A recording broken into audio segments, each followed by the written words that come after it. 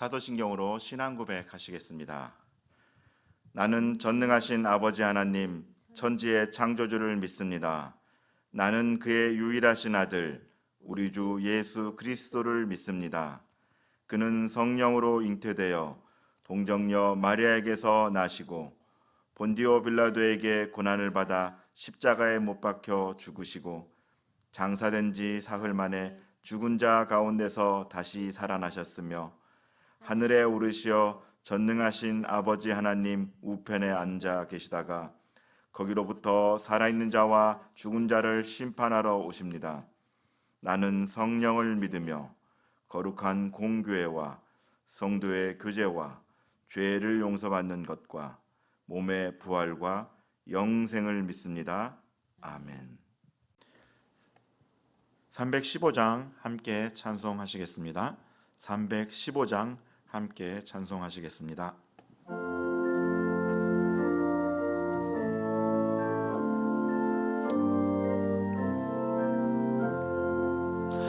내 주 되신 주를 참 사랑하고 곧 그에게 죄를 다고 합니다.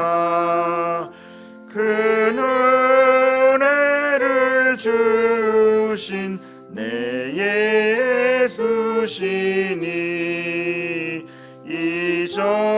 이전보다 더욱 사랑합니다. 주 날 사랑하사 구하시려고 저 십자가 고난 당하셨도다. 그 가시관 쓰신 내 주 배우니 이전보다 더욱 사랑합니다. 내 평생에 힘쓸 그 큰 의무는 주 예수의 덕을 늘 기림이라. 숨질 때에까지 내 할 말씀은 이전보다 더욱 사랑합니다. 그 영광의 나라 나 들어가서 그 풍성한 은혜 늘 감사하리.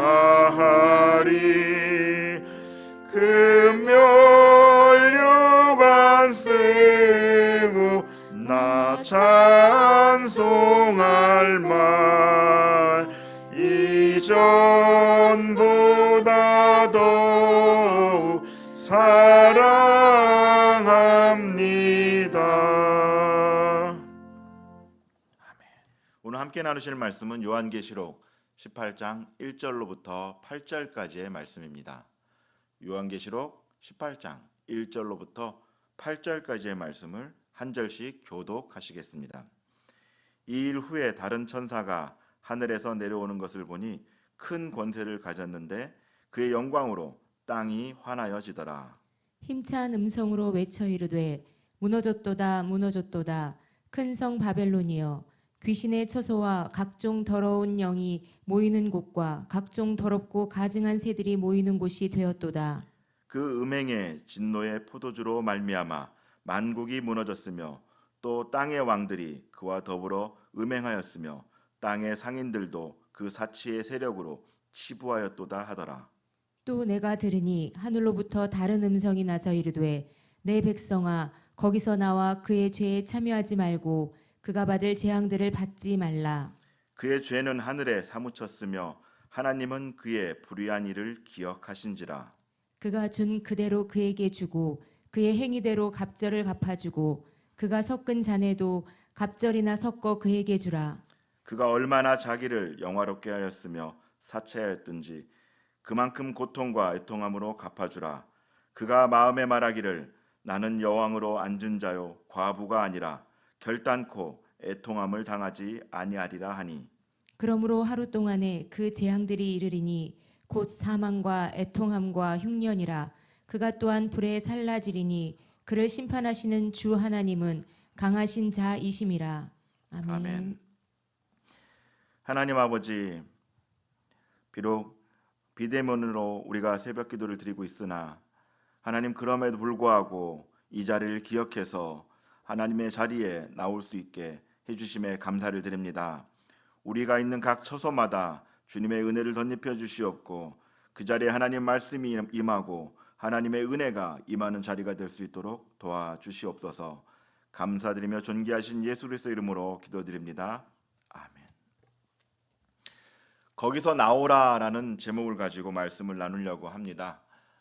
이 요한계시록 18장은 17장과 마찬가지로 바벨론 심판에 대한 내용들로 계속해서 이루어져 있습니다.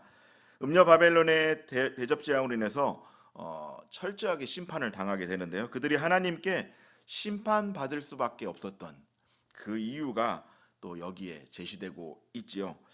오늘 본문의 말씀을 중심으로 바벨론의 패망을 지켜봄과 동시에 하나님께서 우리에게 주시고자 하는 메시지를 듣는 그런 시간이 되기를 원합니다. 어제 나눴던 17장에서 7 대접을 가졌던 천사 중 하나가 내려와서 하나님의 말씀을 계속 전하면서 음녀에게 심판을 보여주겠다라고 이야기를 했는데요. 실제적인 심판은 오늘 본문에서부터 시작이 됩니다. 1절 말씀입니다. 이일 후에 다른 천사가 하늘에서 내려오는 것을 보니 큰 권세를 가졌는데 그의 영광으로 땅이 환하여지더라. 아멘. 하늘로부터 다른 천사가 내려오는데요. 7 대접을 가진 천사 중 하나인 것은 분명하지만 누구인지는 나와 있지 않습니다. 앞서 얘기했던 17장과는 다른 천사임에는 분명합니다. 그런데 이 천사가 큰 권세를 가졌다고 얘기를 하는데요. 실제로 천사가 그런 권세를 가질 그런 자격은 없습니다. 여기서 말하는 권세는 이들이 하나님의 그 심판을 행하는 권세가 아니라 하나님께서 심판하실 것이다 라고 선언하는 그 권세를 말하는 것이고, 이 나오는 영광도 그의 영광이 아니죠. 천사의 영광이 아니라 하나님의 영광을 일컫는 말이죠. 왜 이 말씀을 드리냐면은 당시에 초대교회에서 천사 숭배 사상이 있다던가 아니면 다른 종교에서 얘기하는 그런 천사 숭배가 있을 수 없다는 이야기를 드리기 위해서입니다. 천사는 그저 하나님께서 말씀하신 것을 선포하고 그것을 또 전하는 그런 역할을 가졌기 때문에 그들을 숭배하거나 그들을 따른다는 것은 말이 안 되는 것이죠. 심판을 선언하는 천사가 외칩니다. 2절 말씀입니다. 힘찬 음성으로 외쳐 이르되 무너졌도다 무너졌도다 큰 성 바벨론이여 귀신의 처소와 각종 더러운 영이 모이는 것과 각종 더럽고 가증한 새들이 모이는 곳이 되었도다. 아멘. 하나님께서 심판을 선언하는 권세를 받은 천사가 하나님께 그것을 받아서 이렇게 힘있게 일을 수행하고 있죠. 그런데 자세히 보면요, 실제로 아직 바벨론 성이 무너지진 않았어요. 앞선 16장에서 바벨론이 무너졌지만 이 17장, 18장 이 두 장은 그 무너지기 직전의 상태를 얘기를 하고 있죠. 그런데도 불구하고 무너졌다 하면서 과거형으로 이야기를 하고 있는데요. 이것은 미래에 일어날 일이긴 하지만 확실하게 성취될 일이기 때문에 과거형으로, 그러니까 이미 지금 무너지진 않았지만 이미 그들은 그들의 죄로 말미암아서 무너진 거나 다름없다라는 것을 이야기를 하고 있는 거죠. 바벨론이 비록 거대한 힘을 지니고 있고 인간 세계에서 정치적으로나 종교적으로 큰 힘을 행사하고는 있지만 결국에는 무너지게 될 것임을 강하게 확신하고 있다는 말입니다. 우리 안에서 그런 생각이 가끔 들 때가 있죠. 악인들이 왜 이렇게 승승장구하는 거야? 도대체 악인들은 하나님 정말 저들에게 심판이 있기나 하는 겁니까? 라는 생각이 들 때가 있어요. 너무 잘 풀리는 것 같고 그럴 때가 있습니다. 정말 그들이 무너질까 하는 의구심을 가지게 되는 순간이 있지요. 그때 하나님께서는 분명히 이렇게 말씀하십니다. 하박국 2장 3절 말씀입니다. 이 묵시는 정한 때가 있나니 그 종말이 속히 이르겠고 결코 거짓되지 아니하리라. 비록 더딜지라도 기다리라. 지체되지 않고 반드시 응하리라. 아멘. 하나님의 때가 있습니다. 죄가 정수리에 차는 순간, 그 순간 하나님의 때는 임할 것이고요, 심판이 반드시 임한다라고 하나님께서 말씀하십니다. 비록 지금은 승승장구하는 것처럼 보이나, 지금은 아무런 일이 일어나지 않는 것처럼 보일지 모르지만, 이미 그들은 하나님의 칼날이 목에 가까이 와 있는 것을 모르고 있다는 얘기입니다. 지금 바벨론의 상태가 그런 상태이죠. 또 바벨론이 멸망하고 나서 귀신의 처소와 각종 더러운 영이 모이는 곳과 각종 더럽고 가증한 새들이 모이는 곳, 이렇게 되었다라고 얘기를 하는데요. 바벨론이 멸망 이전에도 겉으로 보기엔 좀 화려해도 이렇게 불법한 자들, 악한 이런 사람들이 모이는 곳이었습니다. 그 귀신의 소굴이었죠. 그런데 이 이후에도 동일하게 그렇게 계속 그것이 유지될 거라는 것을 이야기를 하고 있죠. 회복되지 않습니다. 새로 회복되지 않고 계속 그런 상태를 유지하게 되는데요. 여기서 특별히 새는 신명기 14장 12절과 20절에 나오는 그런 더럽고 흉폭하고 가증스럽고 이런 새들을 의미를 하죠. 그들은 교제의 대상이 아니고 그들은 멀리해야 될, 우리와 구별돼야 될 그런 대상들이었습니다. 그러니까 바벨론이 이런 부정한 자들로 계속해서 모이고, 또 이런 사람들이 거기에 가득 차 있는 이런 곳으로 전락해 버렸다는 것을 이제 이 말씀을 통해서 설명하고 있는 것이죠. 이렇게 종말을 맞이하게 되는 바벨론, 그 바벨론이 왜 이렇게 심판을 받을 수밖에 없었을까요? 그 이유가 등장을 합니다. 3절 말씀입니다. 한 목소리로 같이 읽겠습니다. 시작. 그 음행의 진노의 포도주로 말미암아 만국이 무너졌으며 또 땅의 왕들이 그와 더불어 음행하였으며 땅의 상인들도 그 사치의 세력으로 치부하였도다 하더라. 아멘. 그 첫 번째 이유는 음행입니다. 과거에 바벨론 말할 수 없을 정도로 도덕적, 영적으로 타락했으며 다른 이들까지 부패하게 하는 그런 역할들을 했는데요. 예레미야 선지자도 이것을 지적하였습니다. 예레미야서 51장 7절 말씀인데요. 바벨론은 여호와의 손에 잡혀 있어 온 세계가 취하게 하는 금잔이라 민족이 그 포도주를 마심으로 미쳤도다.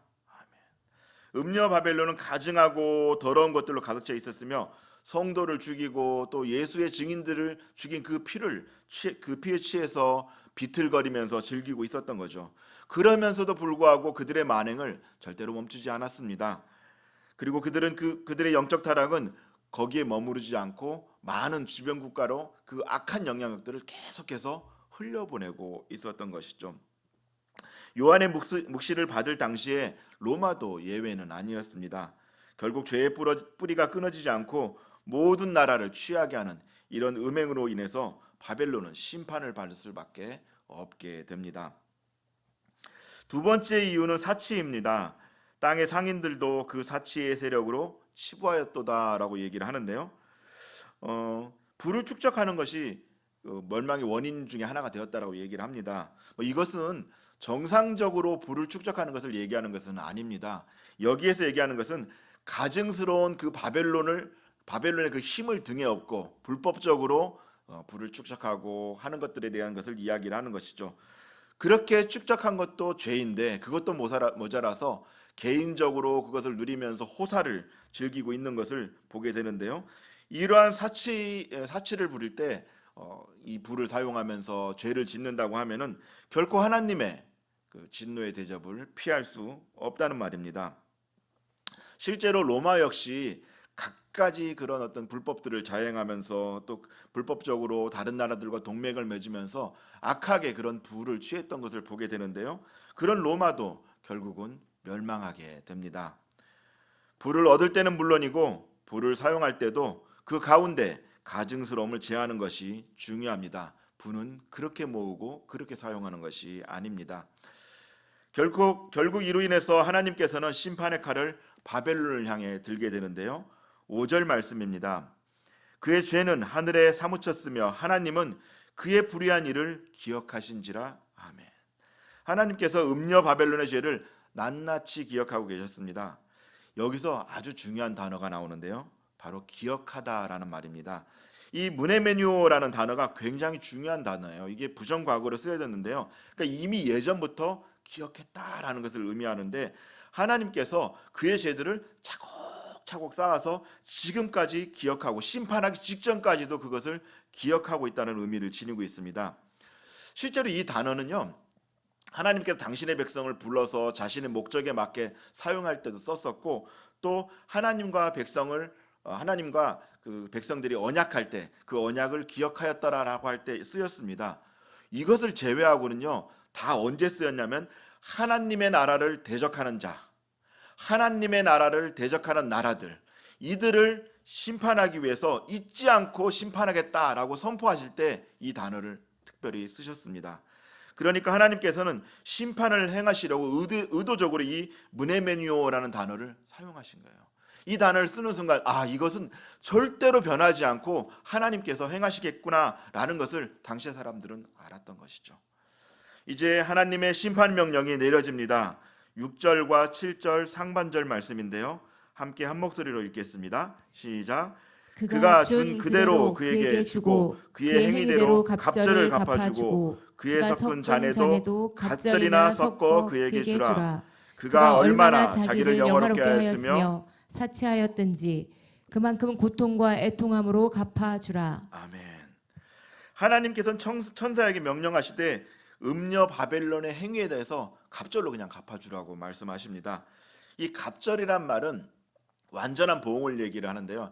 당시 유대인들이 쓰는 이 표현들은 그냥 2배로 갚아주라는 뜻이 아니라 완전하게 갚아서 혹시라도 빠지지 않게 꼼꼼하게 전체적으로 진짜 퍼펙트하게 갚아주라는 얘기를 할 때 이 갑절이라는 표현을 씁니다. 하나님께서 보시기에 완전하게, 하나님께서 보시기에 그 전체적으로 다 갚는다라고 한다면은 도대체 그 범위와 그 양이 아니면 그 수준이 얼마나 될까요? 제가 한번 생각해 봤는데 사람의 표현들은 적당하게 할 말이 없을 것 같아요. 우리 완전하신 하나님이 보시기에 완전하게 갚았다? 철저하고도 뭐 또 완벽하게 갚았다라는 표현을 쓸 수도 있을 것 같긴 한데 사람이 생각할 수 없는 부분까지도 전체적으로 다 하나님께서 심판으로 갚아줬다는 것을 의미하는데 상상하고 싶지가 않더라고요. 완전하지 않는 사람이 보기에도 때로는 너무 심할 때가 있는데 하나님이 보시기에 완전할 정도로 갚는다. 이거 참 생각해 보고 싶지도 않고 거기에 같이 있고 싶지도 않더라고요. 그런데 하나님께서는 그렇게 갚아주라고 명령을 하십니다. 그런데 놀라운 것은 이 상황에서의 바벨론의 자세입니다. 7절 하반절 말씀 제가 읽겠습니다. 그가 마음에 말하기를 나는 여왕으로 앉은 자여 과부가 아니라 결단코 애통함을 당하지 아니하리라 하니. 아멘. 이런 상황이라면 마땅히 하나님 앞에 잘못했습니다. 용서해 주시고 회개를 구할 것 같은데 음녀 바벨론의 모습은 생각했던 것과는 다른 모습을 보이고 있죠. 여기에 앉다라는 말 카데마에는요. 그냥 그 앉아 있는 것이 아니라 하나님께서 이 세상을 다스릴 때 그 보좌에 앉아 있다라는 것과 똑같은 의미예요. 그러니까 자신이 마치 하나님인 것처럼 이 세상을 다 다스리고 있는데 감히 누가 자기를 심판해 라고 하는 마음이 이 안에 담겨져 있는 겁니다. 절대로 무너지지 않을 거라는 것을 확신하고 있는 것이죠.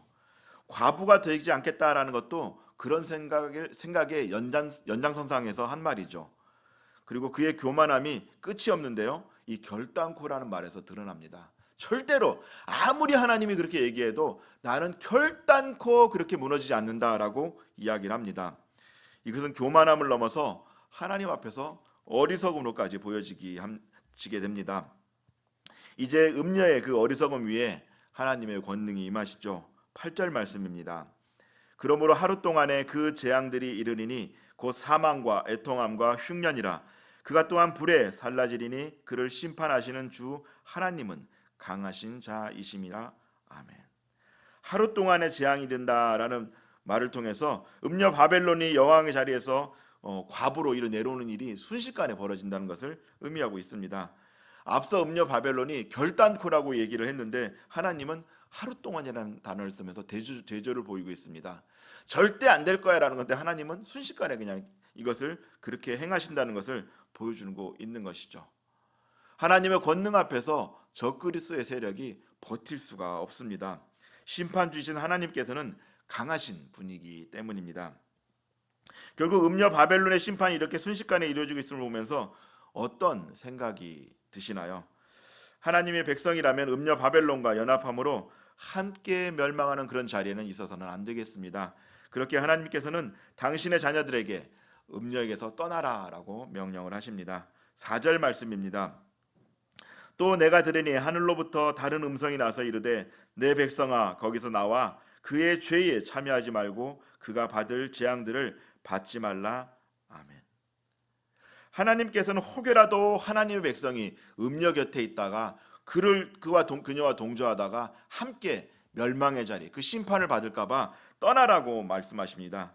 이것은 마치 소돔과 고모라가 멸망할 때 롯에게 했던 그런 말씀과도 유사한데요. 그 대목이 떠오릅니다. 그때 사력을 다해서 소돔과 고모라를 떠나는 그런 롯이 있었던 반면에 그 중에 아내가 아직도 그 소돔과 고모라의 미련이 남아서 뒤를 돌아봤다가 소금 기둥이 그런 되는 사건이 있었죠. 그것을 우리가 잘 알고 있는데요. 하나님께서는 당신의 백성들이 혹여 이렇게 머뭇거리다가 불의한 일에 참여하거나 아니면 여전히 과거의 삶 속에서 그렇게 있다가 멸망하지 않아야 됨을 얘기를 하고 있는 것입니다. 우리의 삶의 자리에서 벗어나지 못하는 어떤 그런 옛 사람들이 있다면, 아니면은 우리가 여전히 죄 가운데 죄의 그 달콤함에 빠져 살면서 옛 모습을 버리지 못하고 있다면은 우리의 모습이 멸망을 향해 심판을 향해 가고 있는 건 아닌지 돌아봐야 합니다. 혹은 내가 직접적으로 그 일에 가담하진 않았더라도 은근히 음료 주변에 그렇게 어슬렁거리면서 있지는 않는지 살펴보아야 합니다. 하나님의 사람을 비방하고 하나님을 대적하는 자리에 함께 있다면 본인이 직접적으로 그 일에 가담하지 않았더라도 함께 있음으로 말미암아 함께 멸망하는 것을 민수기 16장을 통해서 우리는 알고 있습니다. 고라 사건인데요. 민수기 16장 26절로부터 49절까지 말씀입니다. 모세가 회중에게 말하여 이르되 이 악인들의 장막에서 떠나고 그들의 물건은 아무것도 만지지 말라. 그들의 모든 죄 중에서 너희도 멸망할까 두려워하노라 하매 무리가 고라와 다단이 아비람의 장막 사방을 떠나고 다단과 아비람은 그들의 처자와 유아들과 함께 나와서 자기 장막문에 선지라.